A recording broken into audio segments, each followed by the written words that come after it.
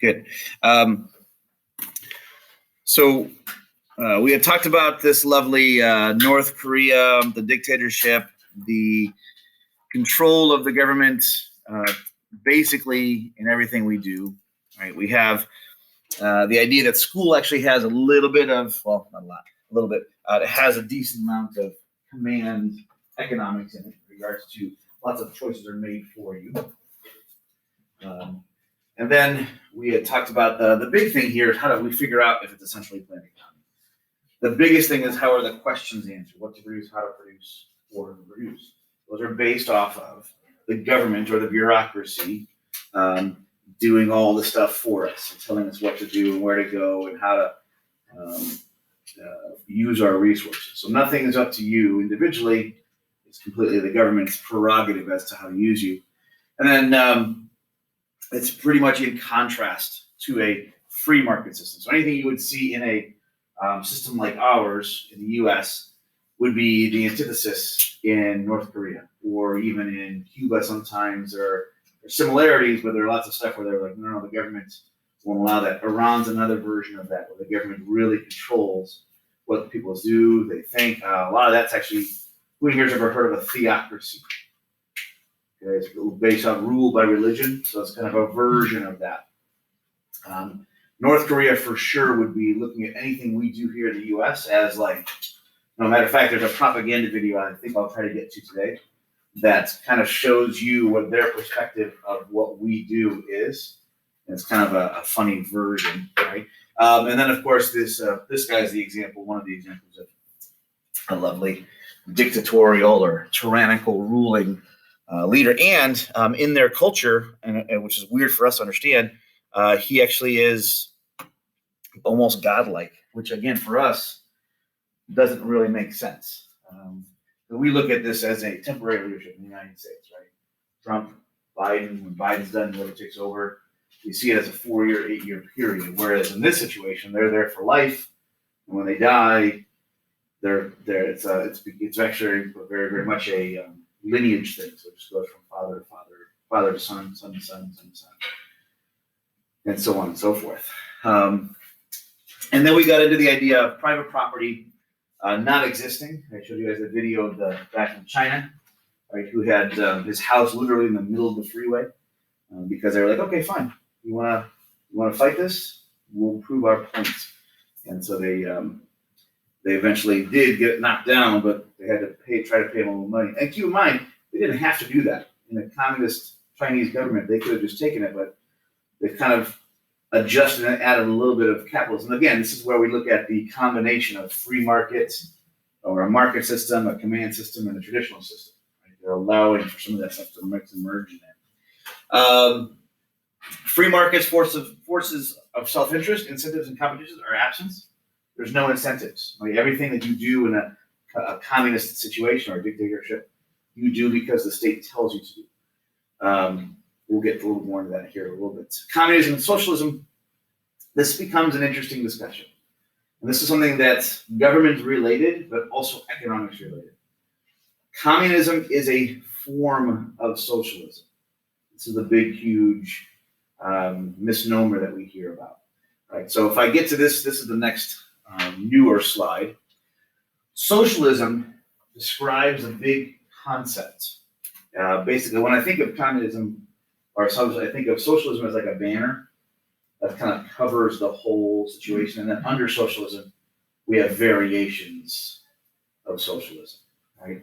The concept in a socialist nation is that society is more important than the individual, thus the phrase socialism. And socialism is based on the belief that the wealth should be evenly distributed throughout society. So not one person should be in charge, not one person should be wealthier than, everyone should be relatively the same. The argument becomes, how do we get there? In a perfect world of peace and nirvana and what they call a utopia, we all just accept it. So has anybody in here ever watched Star Trek? And you have the movies or even the TV shows, even if you've come across it, who here has heard of Star Trek? Right? Star Trek is set in the future where there is no money, everything just happens. It's a perfect society. I know that they go out in space and they find issues, but on the Earth, all things are well and all things are perfect. It's a society where the government and businesses have melded and everyone provided the exact same amount, and it's a perfect state of bliss. Everyone has the same opportunities. That would be a good example of what people would love to have happen in a socialized system. Right? Socialists argue that the economic equity can only exist if the centers of economic power are controlled by the government. And if you think about it, in a socialized system, if no one person is supposed to be better than another person, what's the only entity available to determine that?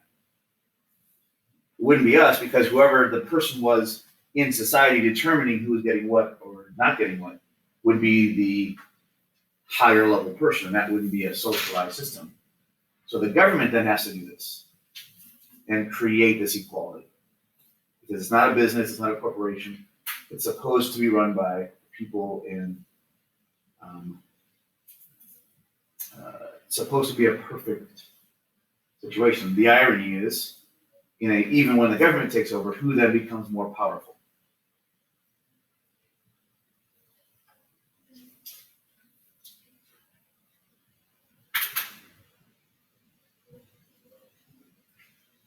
Right? And if the government has to pick and choose who gets what and equalize everyone, who has become now the powerful? Yes, the government has.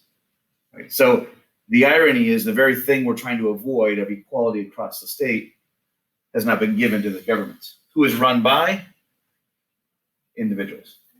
Right? So it's just one of those ironic little twists. Where, again, in a perfect world, in a perfect situation, it would work. Now, some nations have taken this and kind of melded it into different versions. The first one is something called market socialism. If you guys have been to Canada, has anybody ever visited Niagara Falls or gone across the border? If you've ever been over there, there's essentially a socialized system that's very, very much a free market system. They're socialized within their medical field and a couple other areas the government has basically taken over and controls. Another one, Sweden, lots of the European nations, the government has taken over the healthcare. They've taken over some of the education systems, a couple other major industries. One of them in France, my brother used to live in France. He said, in a weird way, the public transportation system. So there's no private transportation systems. Like, I think they have some, like Ubers, and they have some of those things that have now kind of popped up. He said, but about 10 years ago, he was actually there. All the trains, all the buses, all the taxis were run and operated via the French government. And when they wanted to go on strike, they literally, he said, and he was trying to explain how inconvenient it was. And they did it on purpose.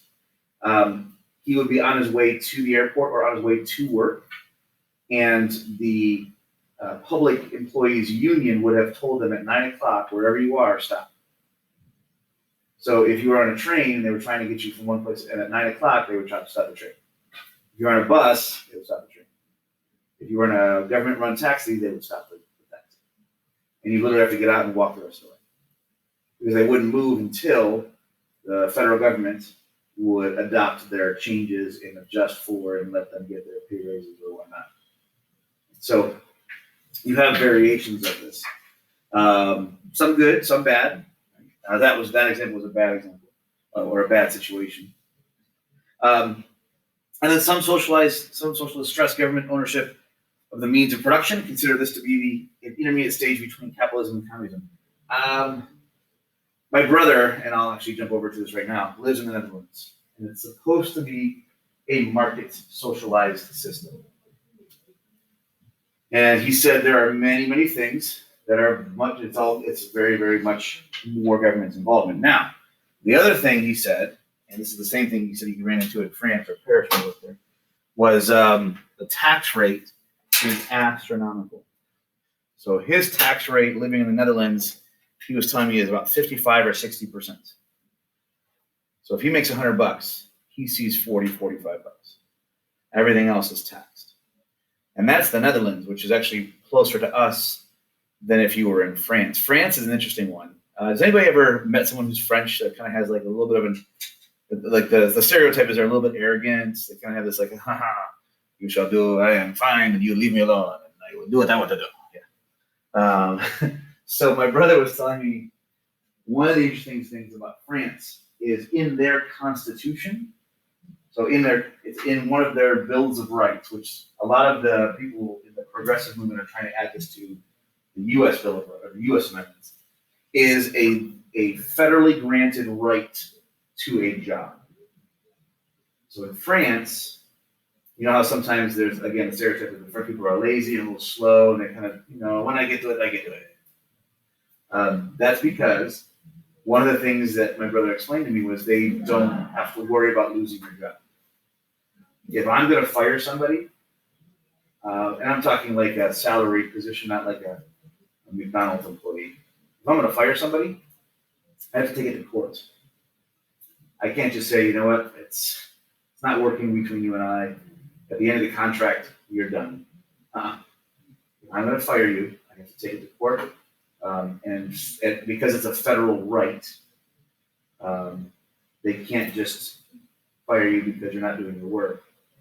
They have to take you to court. They have to prove in court that you are not fulfilling your position. And there's like a process to fire people from salary positions. The other thing he told me was he worked at a job, and he was like in the lower levels, but he was pulling in $30,000 a year, which is pretty good. He said, but he technically was valued at $90,000. And I was like, how in the world were you getting only $30,000? Because typically you hear about 50%. Like $30,000, I would be getting $15,000. Yeah. He said what happened was he was technically being paid $60,000, but he was being taxed at 50%. So $30,000 went to the federal government in France. But his employer, in order to keep him as an employee, had to pay the government an additional $30,000 a year for unemployment insurance and all sorts of other stuff, just in case anything happened and he needed to step away from the job. So the government was getting $60,000 technically in taxes, and my brother was only seeing $30,000. So again, now in that system, they have free healthcare. They have a lot of free systems provided to them, but at a very, very, very high tax rate. In the Netherlands, they also have a very high tax rate. And to just give you an example, one of the things regarding the healthcare system, that's like the big one typically you hear about. My sister-in-law, my niece just turned 2 on February 23rd, 24th. And she was telling me that, and my brother was telling me that when she was in labor, when she was going through the whole labor, the full 9 months, 10 months process, they were given the basic healthcare, like this is what you'll get if you don't pay for anything. But if you pay extra, like a market system, you can get this. Like if you don't pay anything, you're going to be in a room with 4 women, 3 or 4 women in the hospital room, and then you'll have the labor in the labor room, but then you'll come back to a room of 4 ladies. And then if you were paid a little more, you can get a room with 2. If you get a little more, you get a room of your own. And then you could get a nurse, housewife to come, midwife, thank you, to come to the house, which they did. They paid extra, and she came to the house every month, every couple of weeks during the pregnancy, and then after the pregnancy, maybe once a month to kind of help out around the house and go over certain things with them.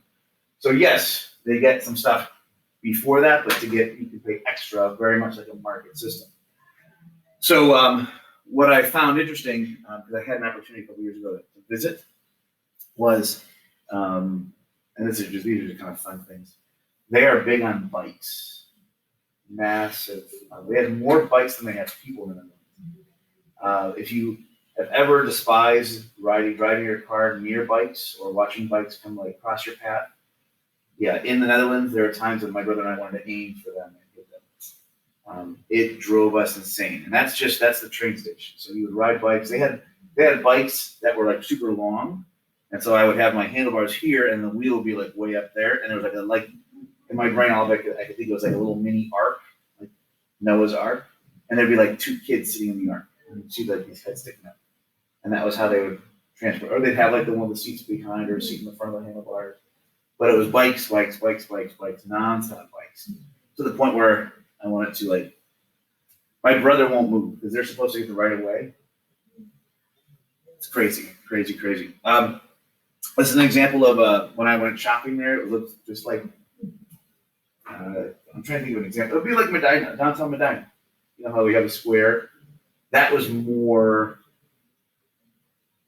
closer to what it was shopping in there.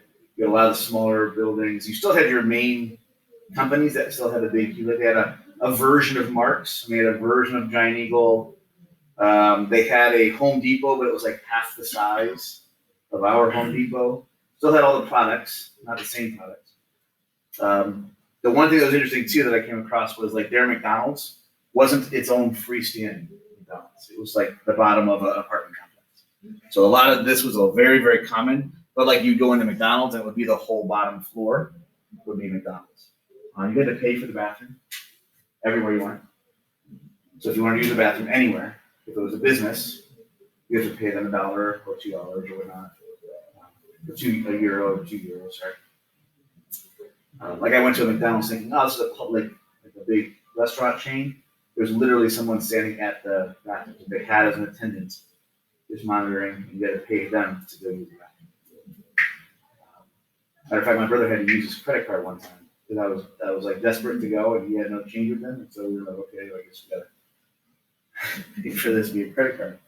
Now, if you went into the restaurant and you were sitting there and you were eating or you were drinking, you could go use the restaurant, the restroom, and you were fine.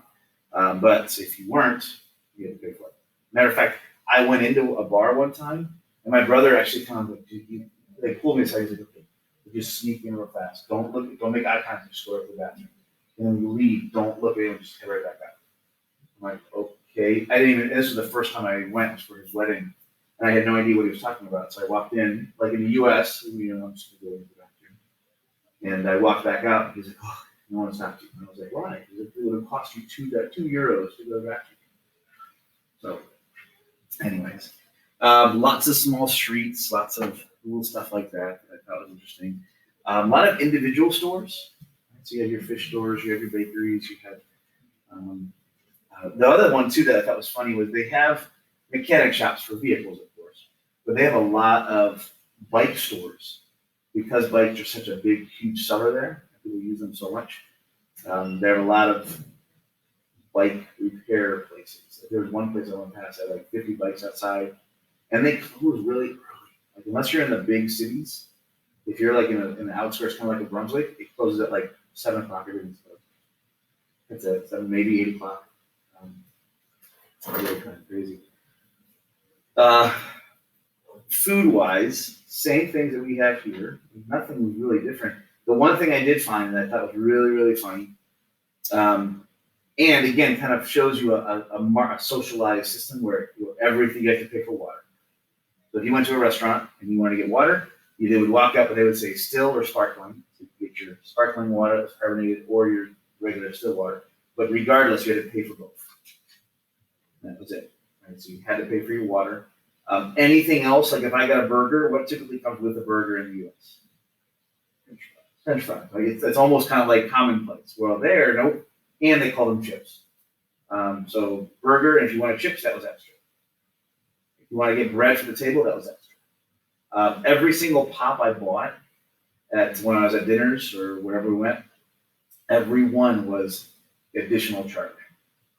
So there was no refills.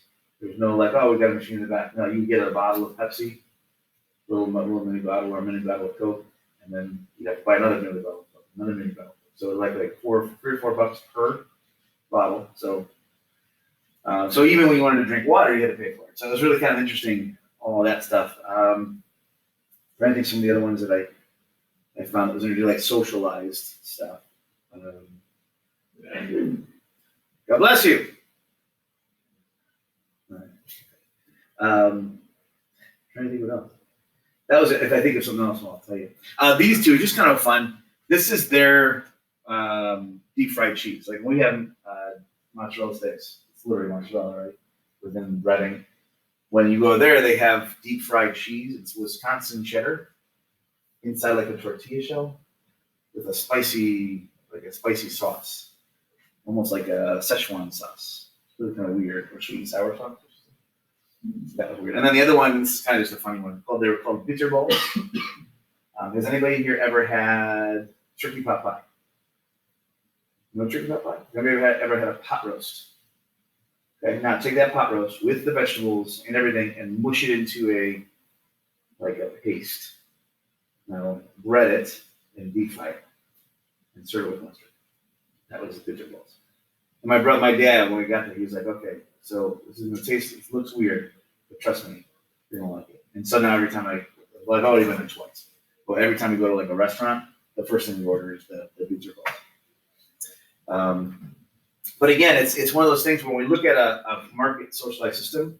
To give you guys another example, my brother, before I ever visited, I asked him, what's the difference between the U.S. and the Netherlands? He's like, it's really not big difference-wise. He said, a matter of fact, we look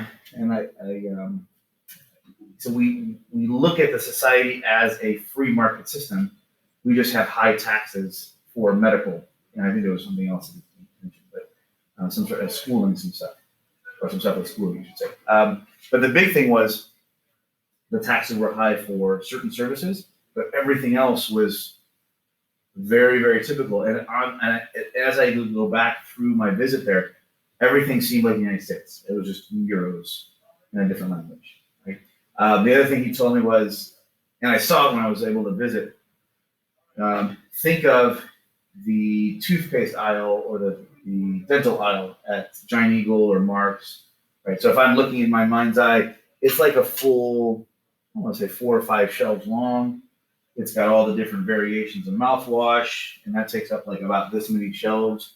And you come over here, and there's 2 or 3 more shelves with just toothbrushes, and you have some more shelves with just toothpaste, and you have another 3 or 4 shelves of dental floss and whitening, and you name it. In the Netherlands, if you go to their stores to look at they have it, but it's like a shelf. So you have your mouthwash, maybe two, and then you have two shelves of toothpaste, and you have some dental floss and some stuff. So you still have access to it all. It's just not as much as we have here in the U.S. So, all right. Now, this gets us into the differences, right? So socialism is an overarching equality amongst everyone. Communism, we get a lot more in depth, and this actually takes us back to Karl Marx. So I remember I had mentioned to you guys 2 economists you're going to hear about, or 2 philosophers. Adam Smith was your free market thinker. Karl Marx is going to be your communist ideologies, his philosophies. And again, in opposition almost completely to Smith, he felt that this wasn't fair. That why are the workers doing all this work and the owners are reaping the rewards? This isn't fair. It shouldn't happen. We need to give that money back to the workers. Right, so if you guys have ever heard of the Bolsheviks or the Mensheviks, if you look back in your history classes, the Bolsheviks were your working class people. They were the lower class, lower middle class. The Mensheviks were your upper class, your super wealthy families, super wealthy influences in the country. Marx believed that people in the Bolsheviks and the lower middle class were being exploited by the upper class. So something had to happen. We had to take that wealth from the upper class and distribute it to all the middle class, lower class people so that everyone was taken care of, because it just wasn't fair. And now as I say that, it kind of sounds like a good idea. Right? Let's take care of the workers. Let's pay them more. Matter of fact, we're living in it right now, $15 an hour. I'm trying to look at that. And then I heard AOC Cortez from New York whether you've heard her name or not, she's actually pushing for $24 minimum wage an hour. Right? Which for you guys, that would be like, that's awesome. I've heard a couple of arguments against it, but regardless, we'll get to that in another, actually later on, we'll talk about that in the free enterprise system. But the ideology there is the workers need the money, not the owners. Yeah. But won't the businesses gain from that? That's, if you think about it from a business owner's perspective, it's a tax, right? I'm being taxed at a higher rate now. And not to delve into it too far, who in here is making, is anybody making $15 an hour? Okay. Now, if I was living in California, you might have people already making $50 an hour. New York might have people already making $50 an hour. If, let's say, you guys are all making, let's say, $16 an hour, and I raise minimum wage to $15, does that mean I have to raise your wages as well? There's no law saying I have to raise what you're already getting. If you're over 15, right? But now, if you've been working at that company, this is the other side of this. If you've been working at that company for 3 years, you've just got $16 an hour, and the federal government mandates $15. How much value does your position now have compared to the guy that just got hired last week and making almost the same amount of you? So there's some disparities in there. And if it's a higher tax for a company, as a company owner, what would I potentially do to compensate for my higher taxes as an owner of a company? Am I just going to eat up the costs and just suck it up? Now, what would you do if you guys owned a business? Yeah. Yeah, thank you guys very much for working, but I can't afford you guys now, so you are unemployed. I know you guys were working 40 hours, but I can't afford that, so you guys work 20 hours this week now. 20 years ago, 20. You guys can stay on. So yeah, yes, that's one. What else? Yeah, you guys made it. What else might happen? It's kind of an ironic little twist on this part. But what I also potentially do to my costs, or my prices, I should say. Yeah. So now I raise the price. You got minimum wage increase, right? You 4 or 5 are out of a job. 4 out of a job. Do you have any money to buy the stuff I just? So the irony is kind of thick. The interesting thing that they discovered about minimum wage increases is that it over time actually causes more unemployment. A sad twist of fate. So the intention, again, it's one of those things where what's the old adage? Good intentions are the path to anywhere. It's along those lines. It's good intentions are the path to like evil or hell or something. I can't remember exactly the paraphrase, but it's like, yeah, the road to something is paved with good intentions. I can't think of the phrase. But yeah. Teachers, please excuse the interruption. If you are a first period instructor and have not taken your morning attendance, please do so now in Power Teacher. Thank you. Yesterday I beat that by like 20 minutes, even though I was late, so I'm good. All right, so let's jump over here. So this is the differences that you'll see, right? Socialism, both of them discuss or will work towards even distribution of wealth. They both are talking about centralized control of economic power, right? So that's a common thing amongst socialists and communists. Socialists tend to look at this, and this kind of goes back to the Netherlands and Sweden and Canada and a couple of other socialized systems, where the government will tax you at higher rates, but they're going to still let you have your individual votes. You're going to be able to have more individual choices at the local level, and they're going to have a lot more private property is still allowed, but again, it's going to tax you at a higher rate. And yes, like I said, can be part of a democratic system. So yes, I can still vote. Yes, I can still do all these things, still completely available, which is why I said, my brother said, even though they are considered a market socialized system, he said they're very, very, very, very, very much a free market system. He said even their taxes have actually dropped down a little bit compared to what they have been. The government has actually stepped away from certain industries and allowed them to privatize. So there are some countries that you have heard of over the years that are socialized that have actually gone the other way, closer to free markets and sold things back to people and let them take over. Here's a funny little side story. I landed in the Netherlands, and my dad picks me up, and we're driving back to where my brother lives, and he's like, "Hey, tell me if you see anything familiar on your drive to your brother's place." And so we're driving on the freeway, and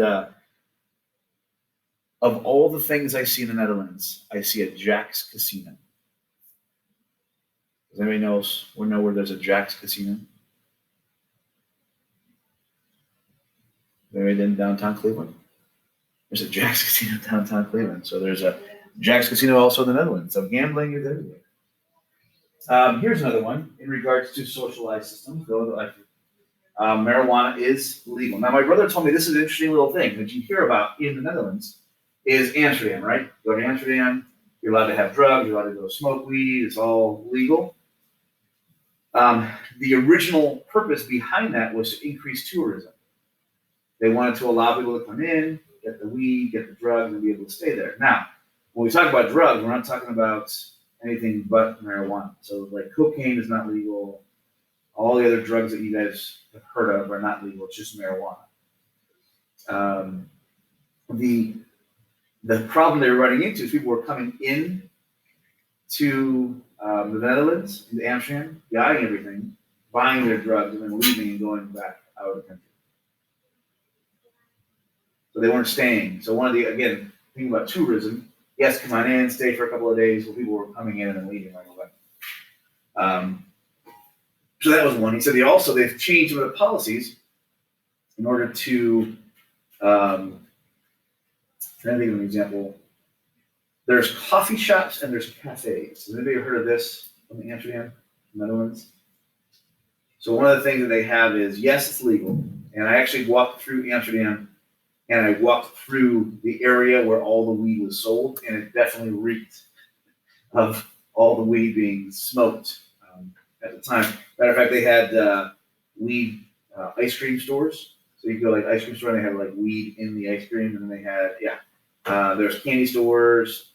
And I mean, as I was remember that picture of the shopping area. If you're walking down in Amsterdam, every like 100th store would be a little weed shop. You can go in, get some lollipops that have weed in them. That was a weird one. I was thinking, wouldn't that taste weird with like the leaf on your? But that was the weed flavored sucker. But the cafes and the coffee shops. So if you were at a cafe, you would get coffee. And a cafe is legit like a Starbucks there. You sit down, you get coffee, they have biscuits, they have all the different things that you would typically get at a cafe. A coffee shop is where they sell the weed. Has anyone ever been to Put-in-Bay? Okay, so Put-in-Bay, for those who aren't, and I know you guys don't drink, but if you know someone who drinks, you're allowed to drink in the bar, you're allowed to have it in the bar, but you're not allowed to walk on the streets with alcohol. It has to be within the facility. Same thing with the weed in Amsterdam. So if you're in the coffee shop and you're smoking it in the coffee shop, matter of fact, when I was walking past, and I think they had a police there on purpose, there was a police car right smack dab in the middle. It was almost like a courtyard, but it was a lot bigger than small. It was a big, huge area. And it, again, like I said, it reeked of weed. But there was a cop and in a car, and then a patrol officer that was walking the streets. Because in the coffee shop, smoke all you want. Put it in your pocket, take it home, you're good. But you cannot walk out and be smoking weed while walking down the street. So there are limitations even there on that fundamental duty. But that's very, very much a free market. As a matter of fact, we're a lot of the states are actually moving towards that in the U.S. Now, here's a little side note, and I'll jump over to communism and we'll be done for the day. Even the places that have legalized marijuana in the U.S., is it completely legalized for everyone? There's still an age limit. Right? Matter of fact, it's actually created more government than ironic little twist. So yes, we've legalized it, but you have to be this old to buy it. You're only allowed to have this many plants in your house. You're only allowed to give, depending on the state or Washington, D.C., 2 to 3 grams to your friends. You can't sell it to your friends. You can't be selling because there's only specified sellers of weed. You can smoke your own weed, your own homegrown plants, which only, I think it's Washington DC allows 2 plants in your home. I think, New York allows up to 6 plants in your home. Like, everyone has a limitation, like, there's still more rules. So that actually kind of moves us towards that socialized system. So the more government you have, the more socialized you can get. Communism requires revolutionary change. Government authority, no democracy. You have almost no influence. You have some, but nothing major. State ownership of the factors of production. If you look at industry in Russia, Soviet Union, it was all government run and operated. Matter of fact, they would take money from farming and put it into the space program back in the 50s, because that's where they needed to put the money, because they had to beat the US. So yes, I know that people are starving, but we're gonna get to space first, because the government controlled all those means of operation. All right, that will be that. Tomorrow we're gonna do that budget. So I will, I think that'll be it. Yeah, so we'll do it'll be roommate budget tomorrow.